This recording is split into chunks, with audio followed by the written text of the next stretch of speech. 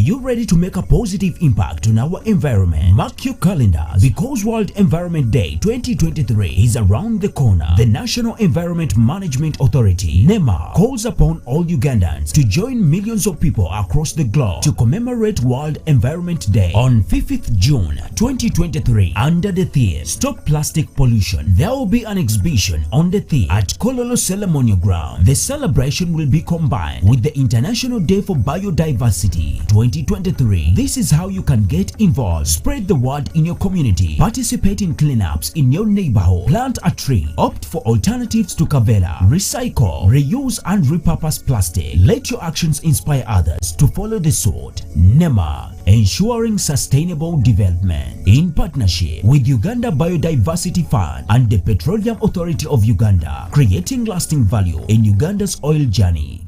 Good to have your company. Thank you for choosing a national broadcaster this lovely day. My name is Sandra Kahunde. Special edition this time round. Not forgetting that very soon, just in a few days, we're going to be celebrating the World Environment Day 2023. A lot of emphasis has been put on all of us. It's a personal call of action when it comes to hygiene. It starts with you, not waiting for the government, those in high authority, the governing bodies, the stakeholders. This is about you, the Ugandan. And to discuss all that much more, I am joined by great gentlemen. You know, when a man is in charge, you can expect things to get done. And they're representing different organizations, as I'll be letting you know. And in studio this morning, as we talk about the World Environment Day, our focus is going to be set on, I just want us to have the facts right, and emphasis is going to be set on the Uganda Biodiversity Trust Fund, which was registered in Uganda as an independent trust incorporated under the Trustees Incorporation Act in August 2023. And I am having a representative from there who has joined us this day. That is Mr. Ivan Mangaruhanga, the Executive Director, Uganda Biodiversity Trust Fund. And in regards to the World Environment Day, I am joined by Dr. Daniel Babikwa, the Director, District Support Coordination and Public Education. He's from NEMA, and he's going to be giving us more in regards to the celebrations. How can you be part of it, and how can Uganda develop? How do we stand in as far as this crisis is concerned, not forgetting challenges that come through with the climate change effects? You're most welcome. Thank you. How have you been? We've been well, Sandra. The fact is, I love the bit that you're all patriotic, passionate about serving the Ugandans and serving the nation as well. Well, I'm sure there's really a lot to talk about when it comes to World Environment Day. And should I start with Doctor, just next to me? Maybe just getting us to know what is it about the World Environment Day 2023, and what should we expect? I know it's an annual celebration, but there's always a different theme for each year, and there are lots of issues to put in focus, and appreciating the Ugandans who have done well, who have served much better. Well, thank you very much. World Environment Day is an international day. It has a history which began in 1972 when nations met in Stockholm, Sweden, to review how the world was performing in a number of sectors. And they discovered that our performance in economic growth and other social sectors was so good, but the performance in the environment was not as good. So out of that meeting, nations of the world agreed that we should have a day put aside every year to commemorate World Environment Day. And the purpose of this is to help us first to understand our roles in having a sustainable environment, but also to reflect on what we have done for the environment, what we have not done, and what we can do to make the environment better. Because the understanding is that the environment, whether we like it or not, is the basis of our existence. It's like the storehouse where all resources that support our well-being are actually stored. So when you play around with it, you are actually trying to play with your own lives. All the support systems are embedded there, and all the resources which build the economy, which we talk about every day, are embedded there. And there's a big tendency to overemphasize aspects of economic growth and leave out issues of environment, forgetting that you can never have the development without environment, because the environment is the storehouse of the resources. So now what we are saying is that it's time to reflect. What have we done? What can we do? What has gone wrong? What can we do better? Okay. Well, I love the bit that there's more to do, so it's not an excuse for us to sit and fold our hands as Ugandans. I love the theme for this year, beating plastic pollution. Is that really, I want to know why this particular theme comes up at this particular time. Is it because there's been so much of a plastic disposal in the communities that we live in? Well, if you look at the existing status of environment, one of the biggest challenges within the environment is plastic pollution. In any city, any town, and even in rural towns, plastic is the most visible pollutant on the ground. And this is not by mistake. It's because of a time, because it has taken time building up. Okay, people like me who grew up in the 70s when there was no plastic, when you bring us today, there are things we don't understand. There's too much plastic everywhere, and people have taken this as one of the items in life which they must use. But one thing I have to remember is that the plastic we released into the environment does not actually get destroyed. It keeps in the environment. It keeps in for many years to come. So there is a lot of generation of waste, plastic waste, which generation has not been catered for in terms of managing it. To the extent that every drainage channel is full of plastic. Even when you are digging a road, you'll find layers of plastic. Even people who dig graves, they find layers of plastic, telling us that the plastic we throw into the environment, it never disappears. It stays forever, and the impacts are long-term. For example, soils are dying, animals are dying, diseases which are caused by flooding are also increasing. Malaria, typhoid, cholera, and the rest. They're increasing because of the plastic volumes that we have around us. Okay. Well, I'll just cross over to him. We need to hear at least a voice from the Uganda Biodiversity Trust Fund. The doctor here is explaining the crisis and of course the issue we have when it comes to plastics itself staying within us and causing those other ailments. Just let the viewer get to understand, as you describe Uganda's endangered biodiversity and the ecosystems, how has the use of plastics escalated this crisis? Yeah, thank you so much. In fact, I am very happy with the choice of the theme for this year's World Environment Day, because I gather that the world is getting to appreciate the danger that the plastics cause on one side, but on the other side also that this is one of those dangers that was ignored for quite a long time. And the dangers, as Dr. Babikwa has explained, are enormous. Plastic is, most of it is non-biodegradable, doesn't decompose, meaning it in most cases outlives human life, that it can cause irreversible damage to the environment, that even in countries with advanced technology, not all plastics is recyclable, but also not all recyclable plastic is recycled.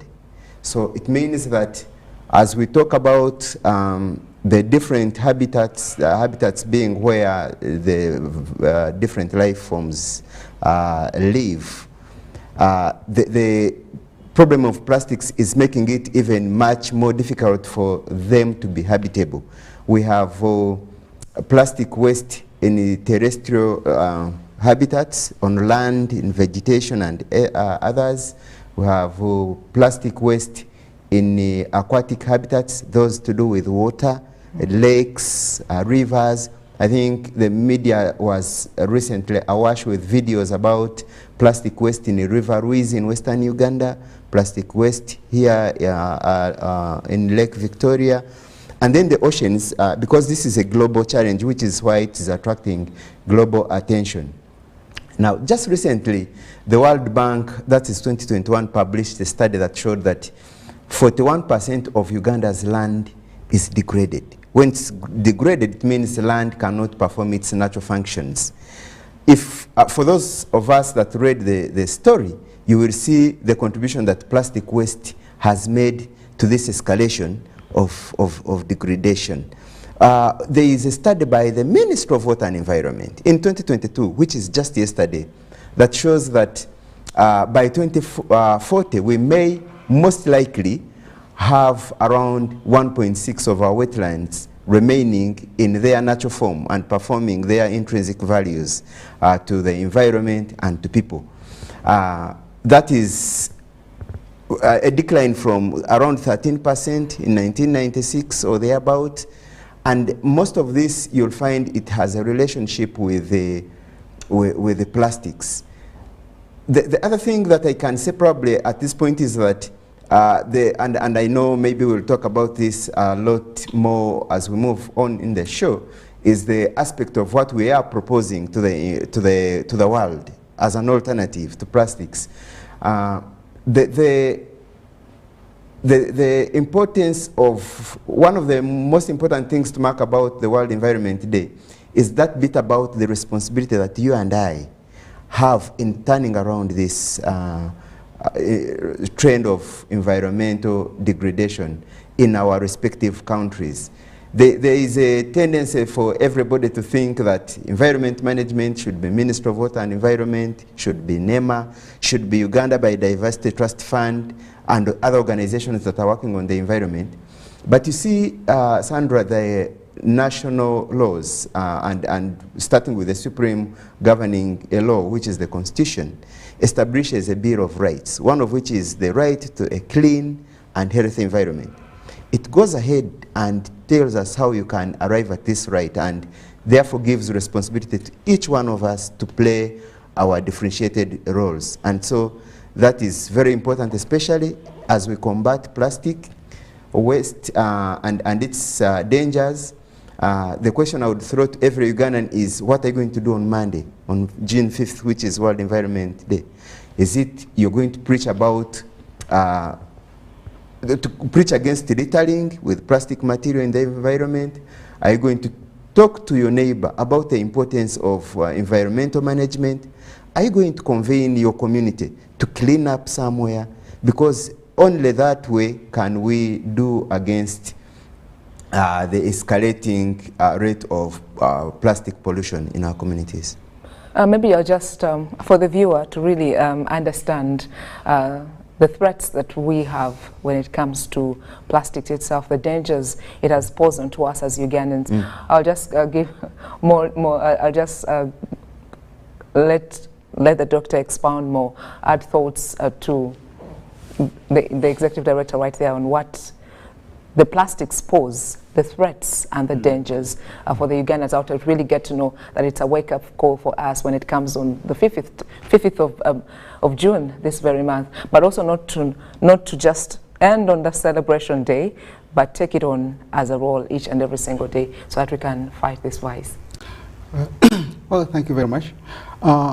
One, already we are in a crisis. The plastic crisis cannot be underestimated. It's a lot. The problem has grown over time, and we have taken it easy. We need to take action.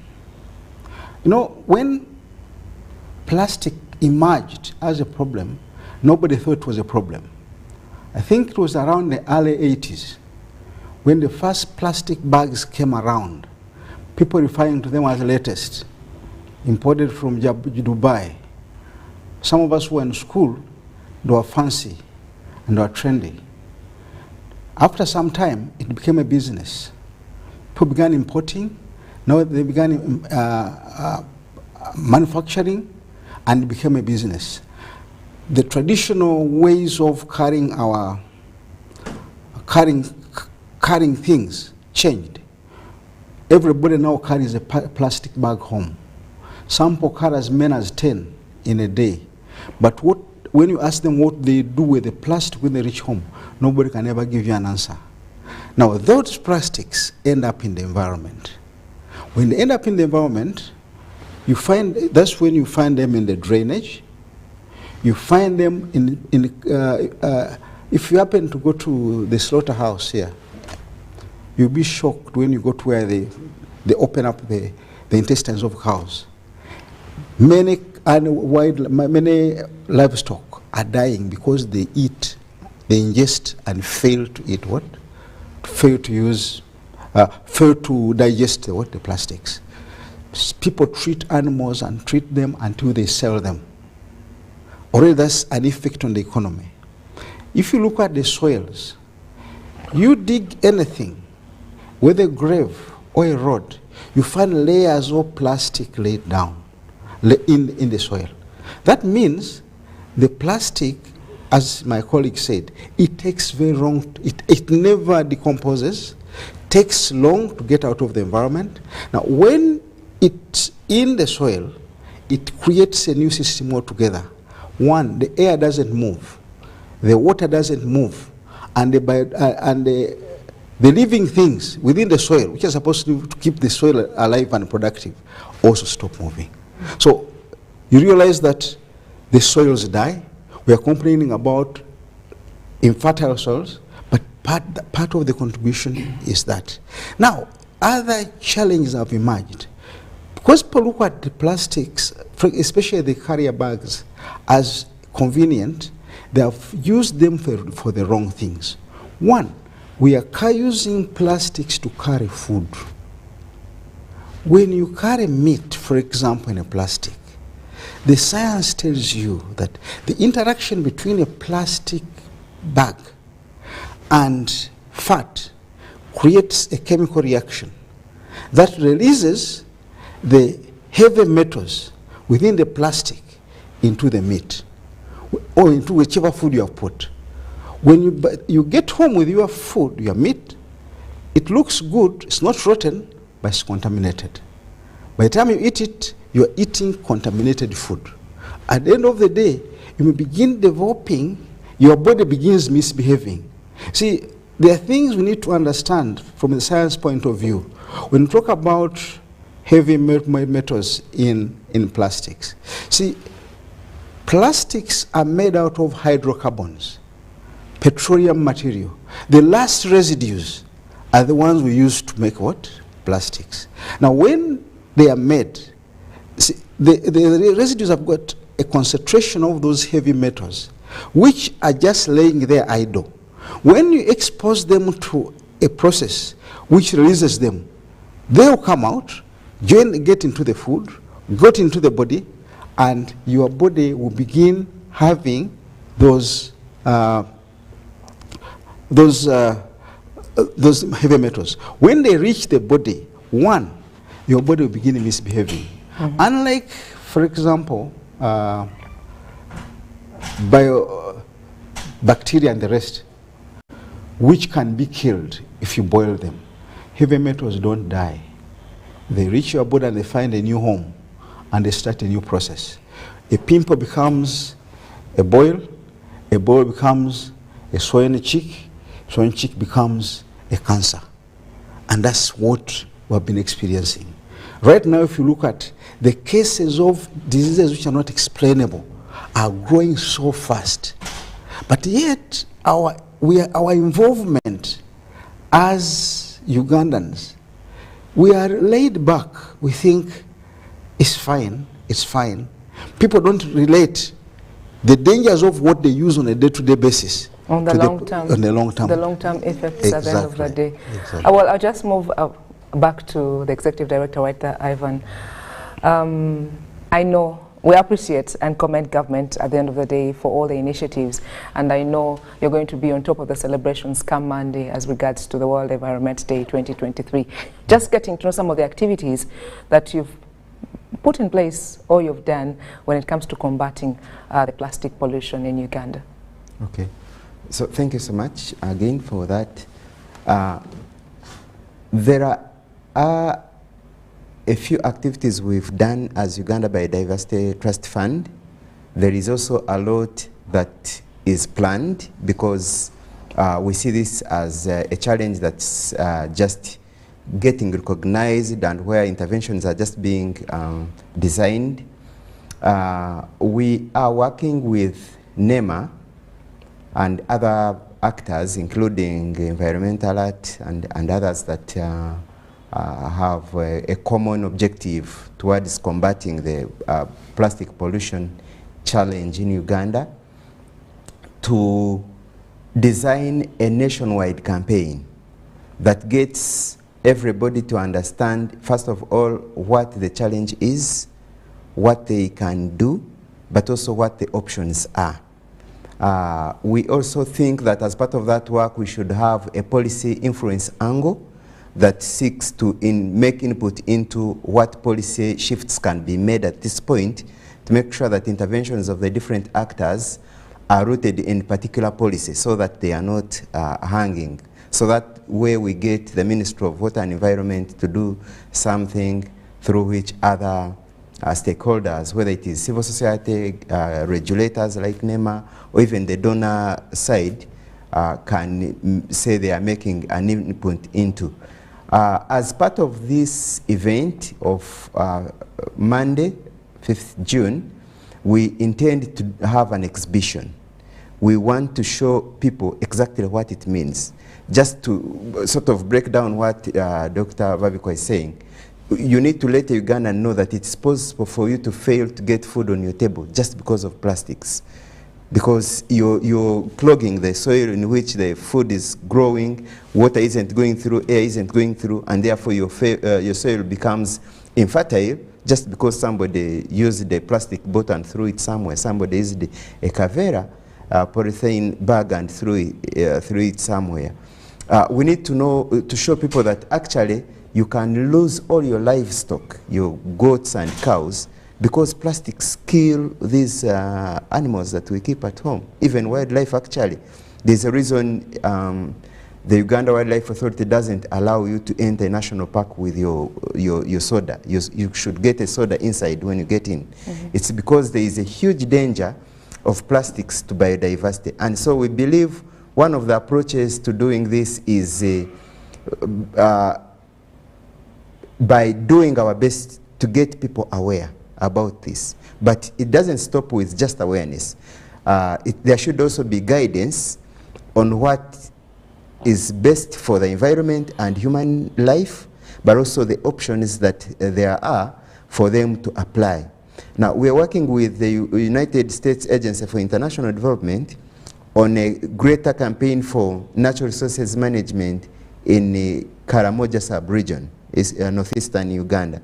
And part of what we are doing is looking at working with councils, district and sub-county councils, to design ordinances and bylaws that help the local person in a very simple way to know how to go about environment management, natural resource conservation in their communities. Some of this is going to be talked about in the celebrations of the World Environment Day at Kololo, and we continue to invite stakeholders, people of like mind, to come along, and we move together on this journey. Okay. Amazing preparations and great activities. Salute to you as an organization. I'll just move again to the doctor right here, Dr. Babiko from NEMA. How do we stand as a nation, as Uganda? I know it is a personal responsibility when it comes to this. The crisis itself, the the plastic pollution in the nation. And like he has explained, it is a wake-up call indeed for all the Ugandans to know they have to take part not only in the celebrations come this Monday. Where do we stand as a nation? Are we on track, or is there hope for us on the other hand? There is hope if we can listen and act accordingly. If we can open our minds and understand the challenges that are facing us. As I said earlier, environmental management is the responsibility of every Ugandan. The problem has been for a long time apportioning responsibility to different agencies and forgetting that environmental problems cut across sectors of society, and they are not confined to the one who causes them. So as a nation, we have to make people not only aware, but critically aware, and to the level that they need to take action. This time now is time for taking action. Time for recognizing that it's about me. Let us forget about those who have done wrong things. What am I doing that which is right to right the wrong? Because the wrongs are many. The plastics have gone everywhere. People have made money out of plastics, but that money is not going to save us as a nation. We need to take responsibility at the individual, at the community and government level to make sure that the plastic threat is reduced as much as possible. And take basic actions you can do at individual level. I'll give you an example. Earlier I said people every day as they go home, they do their shopping. Somebody takes 5 plastic bags home and doesn't care what happens to them later. Let us change our behavior. Behaviors must change. Even when you take plastic home, how do you handle it? What do you do with it? At the end of the day, after removing the entire package that's within, have you done a survey to find out where they put them? No, they just litter. That's why we find them. That's why we find them in the what? In the drainage. And it cuts across the men and women. Exactly. That's why we find them in the stomachs of our cows. People have lost livestock because of that. So it's high time we realize that it does not affect. You see, the manufacturers, people say, why don't you close industries? The government has put policies which are very clear.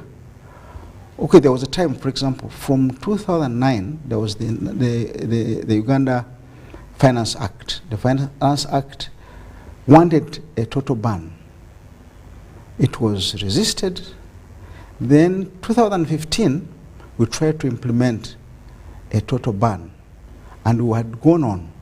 But still, there was that conflict between development, taxes, and whatnot. Finally, we were told to reconsider. Then the National Environmental Act, which was reviewed in 2019, introduced something. Okay, our initial intention was to have the ban total. A total ban? Yes. Now they came up with saying, no, can we increase the microns to 30 microns? To me and our institutional eyes, we are saying microns are not. See, the idea for introducing microns was that if it's heavier, people will use it several times, and the rate at which it gets into the environment will reduce. Unfortunately, our behaviors are not less like that. People believe whatever you take home, you must throw away. So that did not help. Right now where we are, the microns have not helped us. And what has happened is that there's more littering, and people are more and more getting used to using those plastics. So we are saying, let us listen to the voice of reason from our own hearts. Instead of having penalties go through, like instead of having a total ban or maybe penalties coming through for the manufacturers, let us take it upon ourselves. Exactly. As personal discipline. We have to play a role. We can reject them. Reject them. I'll give you an example. If you choose not to take plastic from the supermarket. Nobody will impose it on you. But we ask for it and we take it home, well knowing what is likely to cause within the environment.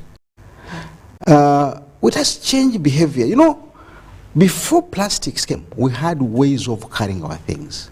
We had the traditional bikapu, we had the baskets that we used to have. Exactly. We had, people were buying meat, we'd have banana leaf, you might have that now. Had this brown paper. To maintain even the taste. Exactly. There were those brown paper bags, which were being used by people. Buckets. Personally, me, when I do my shopping, I use buckets for things which like meat, fish.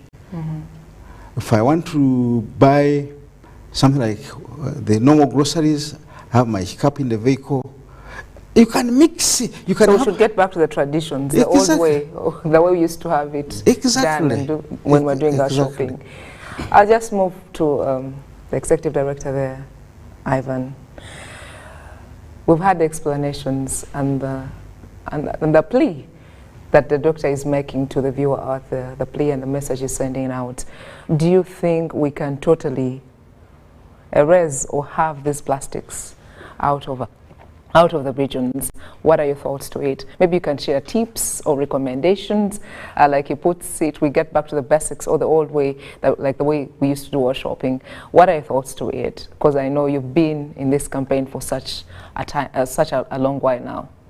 Yeah, okay. So thank you so much. The answer is a yes and a no. I'll start with a yes. We are designing a project whose funding is almost assured now, that looks at changing the production lines of packaging factories.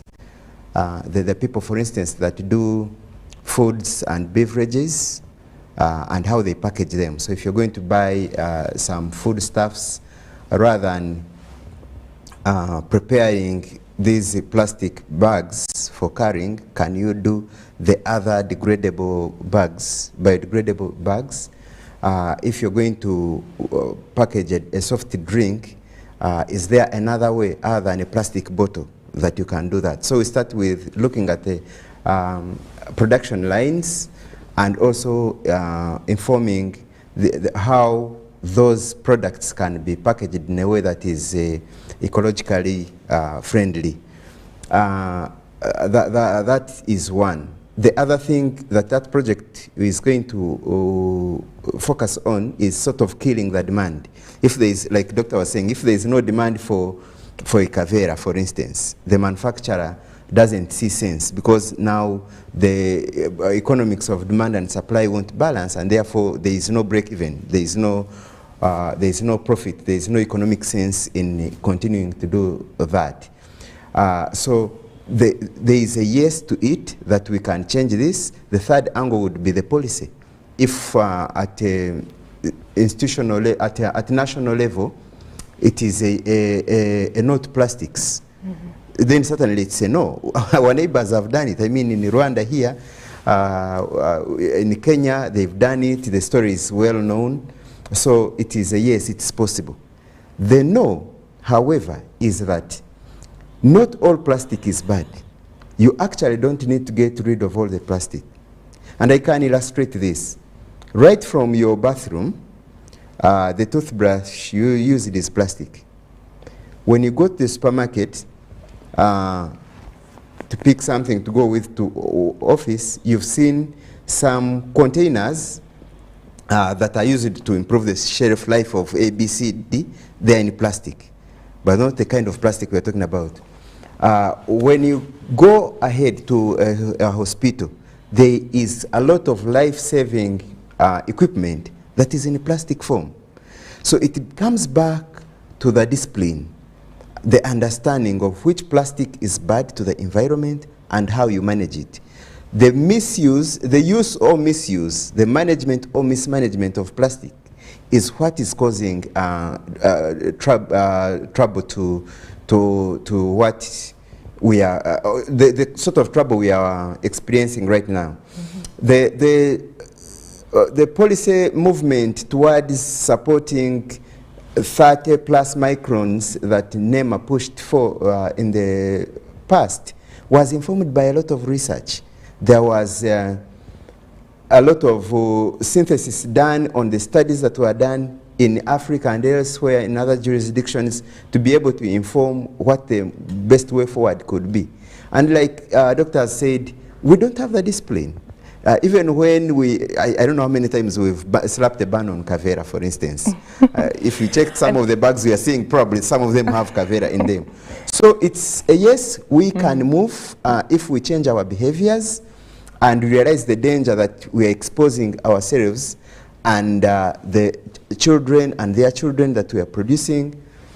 But then it's a no, because we don't need to get rid of all the plastic. Even in countries that have banned plastic, Rwanda, Kenya, to mention those around us, it's not a total ban to plastics. It's what sort of plastic can we allow accommodate in our environment? What is its use? And are there options? Is it a must keep this? Could we find options? And my dear, the options are there. It's just that we need to get more intentional. We need to get the funding that is required to build this, to do the research and development. It is the policy that needs to be enabling for this shift to happen. And so it's doable, we can do it. Just to draw you back, you talked about everyone, like at the end of the day, it becomes part of you. You're heading home, you grab something, you buy something, and they pack it in the Kavera, you cannot say no. So if we had the checkpoints, the security checkpoints, instead of checking for other equipment or anything, they try to find in each and every bag. You realize you find the Kavera. Each and every person's car, you realize you end up meeting a Kavera somewhere. I'll just get back to you, Doctor. You talked about the policies that were put in place, the total ban itself. The process has not been easy, and I believe as NEMA and you partnering with other organizations like the Trust Fund there, this is a conversation that you still have that has to go on even beyond the celebrations on 5th Monday. Why do you think he has been citing examples on those that are around us, the East African communities, countries that have accepted to at least accommodate, have the plastic that is doable or that can be accommodated for the sake of the good health of the citizens? Why do you think we're failing as Uganda? I want to hear your thoughts, you coming from NEMA itself. Thanks very much. You know, we cannot say we are failing as such, but we are finding challenges. And these challenges are based on a number of things. One, if I go back to what he said, not all plastics are bad. There are plastics which are actually permitted by the law. Plastic for construction, plastic for research, plastics for health purposes, plastics used in agriculture, those ones are accepted. These others which are bad, which have been banned in our neighboring countries.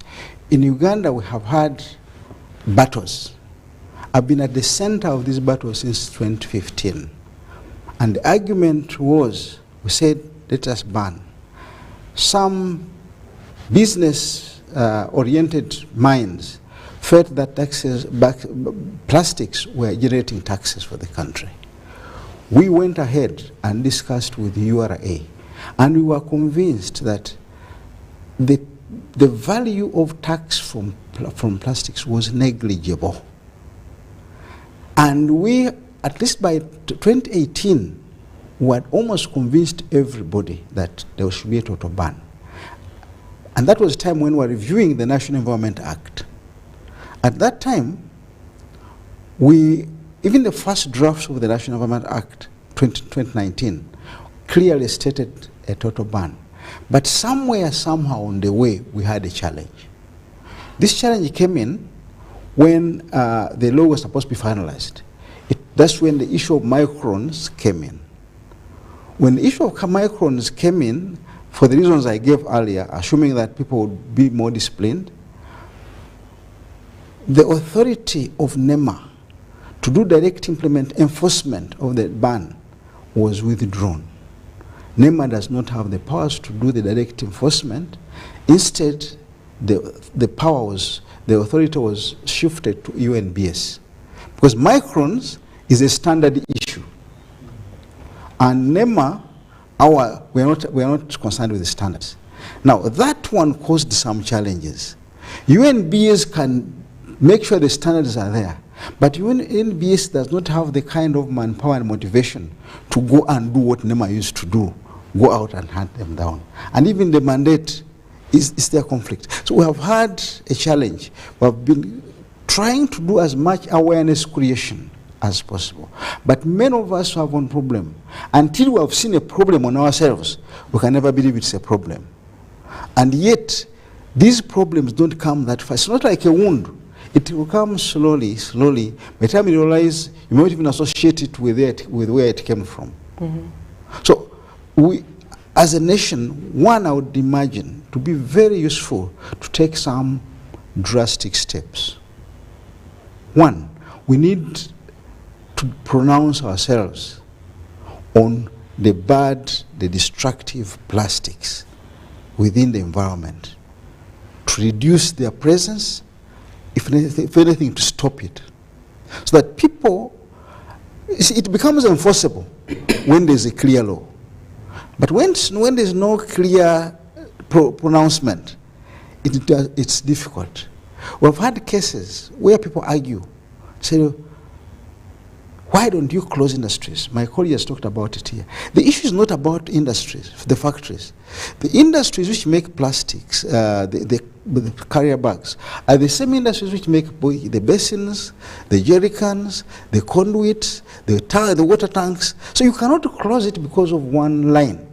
Yet we need the other commodities as well. Exactly. So the issue is, as was suggesting, how don't you look at the production line and say, can we change and look at something more? And I think some have tried. To use the other alternatives that we talked about? Exactly. Mm-hmm. And also some manufactured alternatives. There's ones they call the woven bags. Somebody challenged me on that, and I told them one thing. These woven bags, to prove that it's biodegradable, just get water and pour in it. Mm-hmm. The water will drip. But the other ones, the water will not drip. It will stay intact. Yes. So can we think about it? They say they're expensive, but is our lives cheaper? We need to get something that is easier, that can easily be recycled. Exactly. Mm-hmm. And even if it's not recycled, that when it gets into the environment, it can, nature can work on it mm-hmm. and disappears. Mm-hmm. But what we have now, it resists nature for more than 400 years. Or maybe we need to have, you know, Africans, we love free things. Maybe we need to have a campaign, like you have campaigns going through distributing free mosquito nets. We need to have such campaigns and be able to give out those recyclable bags. Maybe if I can pick it up from there. So this initiative that we are going to implement with the other civil society organizations seeks actually to move towards that. So we are going to pilot an idea that, in addition to what the doctor just said, that opens up space for the local person to earn from doing something that is supportive to the environment. If you talk of woven bags, I have an auntie way back in the village who does that, and she doesn't beg from any of her children because she usually has her money. Rather than focusing on an industry, a factory that is producing things that are spoiling the environment, and well, it brings taxes to government, but it's putting money in the pockets of one person. How about you move towards these alternatives that can be developed at a community level? So some lady in Wakiso somewhere knows I can earn 150,000 every week from contributing to people, society and nature by producing these bags. The challenge with our initiative is that it's first of all a pilot, but that is not well funded, and we've been moving about up and about trying to interest private sector to come in and say, I am Coca-Cola, for instance. I recognize that when I look at the plastic waste in Lake Victoria, those bottles, there are some that have that red strip around them and the red top, which is Coca-Cola. Therefore, as part of my corporate social responsibility, I could give back to society by way of engineering or supporting the design of a mechanism that gives me a good legacy as a beverages company, that increases the taxes, because these bottles, certainly the other packaging material would be much cheaper than what you use to produce the plastic bottle, but also and puts money in the pocket of the people that consume our products, but also contributes to environmental integrity. And therefore, since there is Uganda Biodiversity Trust Fund, which is an organization that just concentrates on raising money to do biodiversity conservation and handles basket funding, let me channel my CSR resources to them and task them to help us with the experts they have to turn around this. So indeed it is possible, it can be done, but there is a funding challenge. Just recently in Montreal, the Kunming and Montreal Biodiversity Conference, CBD COP, the Global Biodiversity Framework spoke to the biodiversity funding gap globally, standing at $700 billion every year till 2030, when of course we shall account for the, our performance toward the sustainable development goals. And it was standing at $700 billion, the gap that is required every year towards achieving our biodiversity targets. Here in Uganda, like Dr. mentioned, the funding to biodiversity conservation is less than 1% of the national budget.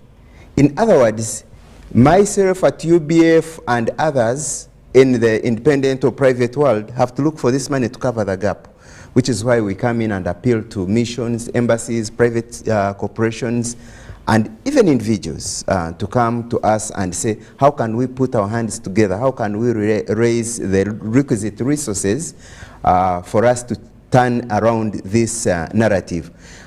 Short of that, we are going to always come here and we talk about these things, we cry about this and that challenge.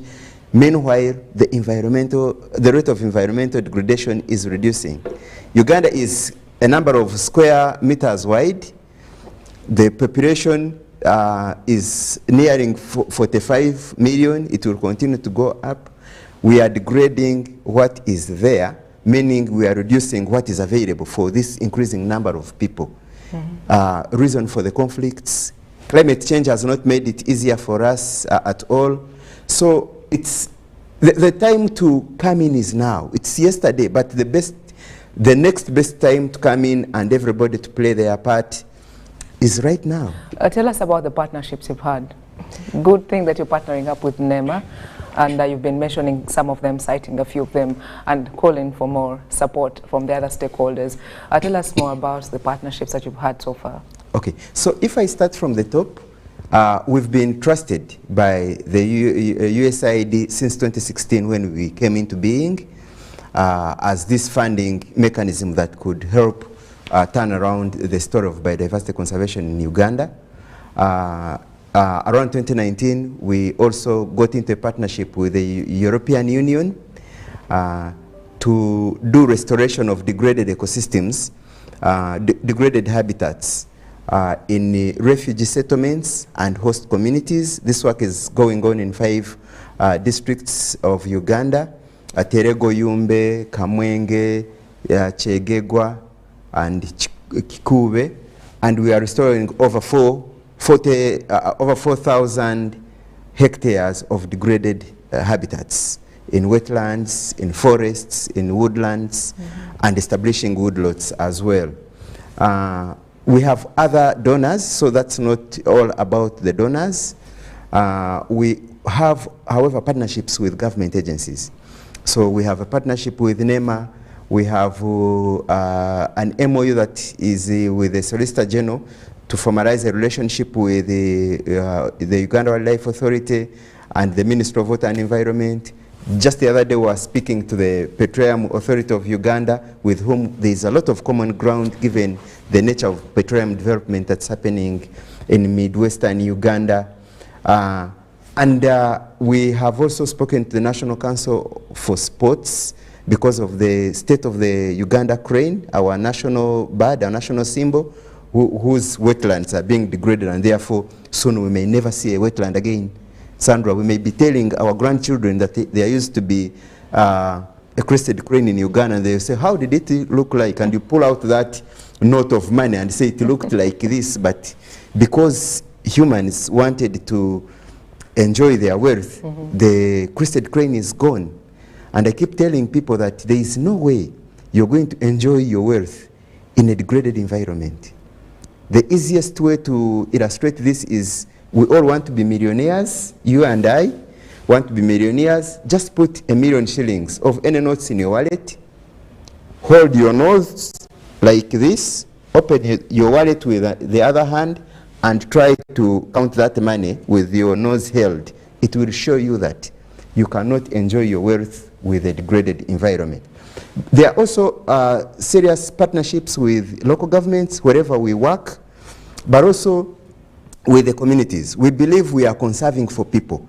Things have shifted. We've changed this former perception that conservation agencies are more responsive to wildlife, that if you hit an elephant in a park, who will come running, but if it attacks people, they'll take long. All this has changed, and it's been possible because we work in partnerships. So we do things in communities and make partnerships with people in what we call resource use groups. So for instance, you get women put in associations to do crafts and they sell these. You support establishment of beehives. You support seedlings, tree nurseries, and people sell them. That way you're pulling them from the forest or the wetland from which they were getting a living, and you're bringing money to them. Our studies indicate that the money in these eco-friendly enterprises triples what they were getting from degrading activities in forests. And so these partnerships continue to grow. The others are with the private sector, like I've mentioned. We've approached Sheraton. We are in talks with banks, Stanbic, EcoBank, and others, Centenary Bank, and the partnerships can only continue to grow. Our appeal is that everybody that thinks they can make a contribution should come to us. We have a very, very updated website that has a donation button. So if you go to Google and you put in Uganda Biodiversity Fund, it will take you to a website. You click on donate and you can put money, and that way we will save the wetlands, we will save the forests, the chimpanzees. We will be able to work with the Petroleum Authority in the development of our oil and gas resources, which we know we all need, but in a sustainable way. And our children will enjoy a Uganda that is worth celebrating. Well, amazing, amazing work, well done. I should say, if you happen to meet His Excellency, you really have a lot to share.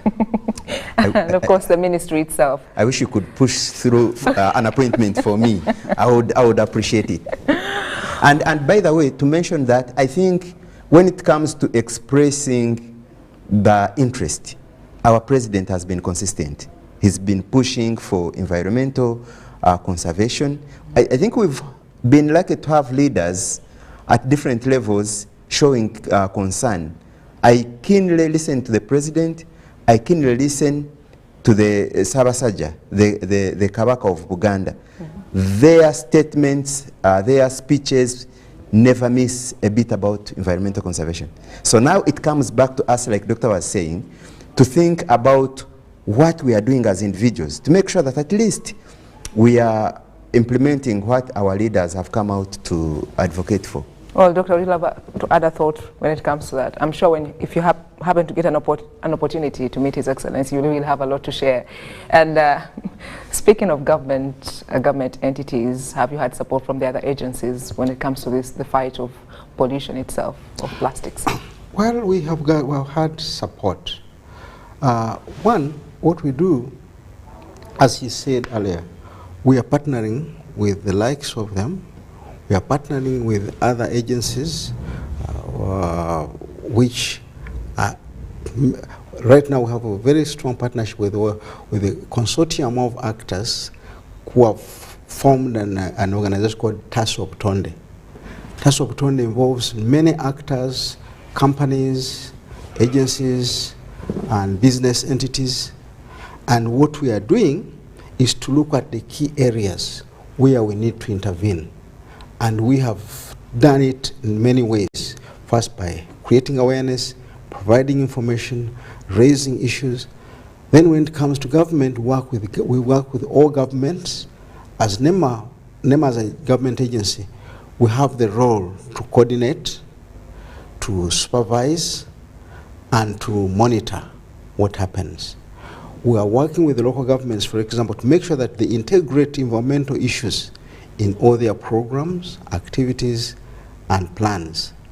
We're also working with other government agencies to make sure that policies are integrated. Policies take into consideration the environmental issues. Actually, as many ministries now have got the environmental desks to ensure that whenever you're planning, suppose it's known that environment is a cross-cutting issue, but at times because cross-cutting issues have been left out because of lack of capacity to do the integration or the mainstreaming. Mm-hmm. Government departments are now actively engaging technical people, employing them to go and do that. At another level, there is something which my colleague almost hinted, but I think I should amplify a bit. Mm-hmm. The engagement of the public. See, to manage the environment, to manage the health and sustainability, everybody has a duty. And because everybody has a duty, we have to create systems that will enable people to participate. Okay. Well, time is against us. Maybe a brief as you air out what Uganda needs to do out there. Before we let you go, in just a few minutes, I'll start with Executive Director right there from the Trust Fund. Come Monday 5th, as we celebrate the World Environment Day, what am I required to do as a Ugandan? What do you expect from us? So, for me, like this day has its history in 1972 at the United Nations Convention on the Human Environment, and state parties continue to celebrate it every year. For you and I as Ugandans, if you believe in the urgent need to save our environment, make it your turning point. Let it be a day that you make a commitment to change the way you live, your relationship, if possible, if you can divorce plastic waste, kavera and plastic bottles, that would be a good beginning point. I personally do not do shopping with plastics. I would rather carry it in my hands. So for me, that would be a very good beginning point, and by June 5th next year, I would come back to yourself and account and report to yourself and see how things have turned around. Thank you. Thank you too. Getting to you, Doctor. Finally, in a few words, what are Ugandan out there is required to do?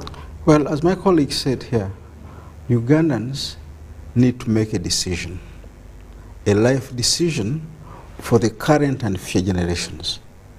What we do now does not only impact us, but impacts many generations to come. If we continue abusing the environment the way we are doing a disservice to the generations to come. Let us consciously take steps to say, here and now, we have decided to move on in such a way that we are responsible. Well, let us own up and believe that this country is ours. And when we say that Uganda is ours, let us be proud of what we call ours. You can't be proud of a dirty place. You can't be proud of a place where everything is disarray. So we have the role to play, and let us play our roles. Thank you so much. Great words of encouragement, and of course calling upon Ugandans as a personal discipline as we celebrate the World Environment Day 2023, 5th of this very month, June 2023. That will be Monday. It is a personal discipline. Well, for this special edition, I was joined by Dr. Daniel Babikwa, the Director, District Support, Coordination and Public Education from NEMA, and also this day I was joined by Mr. Ivan Mangaruhanga, the Executive Director of Uganda Biodiversity Trust Fund. Thank you so much for your time. Wish you all the best. And as far as this campaign is concerned, my name is Sandra Kahunde. It's always a pleasure spending time with you. Every time you choose a national broadcaster, works wonders for us. Wish you all the best. God bless you. Keep supporting. Are you ready to make a positive impact on our environment? Mark your calendars because World Environment Day 2023 is around the corner. The National Environment Management Authority, NEMA, calls upon all Ugandans to join millions of people across the globe to commemorate World Environment Day on 5th June 2023 under the theme Stop Plastic Pollution. There will be an exhibition on the theme at Kololo Ceremonial Ground. The celebration will be combined with the International Day for Biodiversity 2023. This is how you can get involved. Spread the word in your community. Participate in cleanups in your neighborhood. Plant a tree. Opt for alternatives to Kavela. Recycle, reuse and repurpose plastic. Let your actions inspire others to follow the suit. NEMA, ensuring sustainable development in partnership with Uganda Biodiversity Fund and the Petroleum Authority of Uganda, creating lasting value in Uganda's oil journey.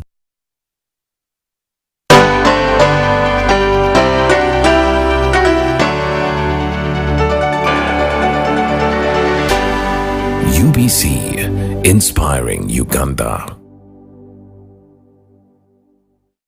Pick of the day on UBC.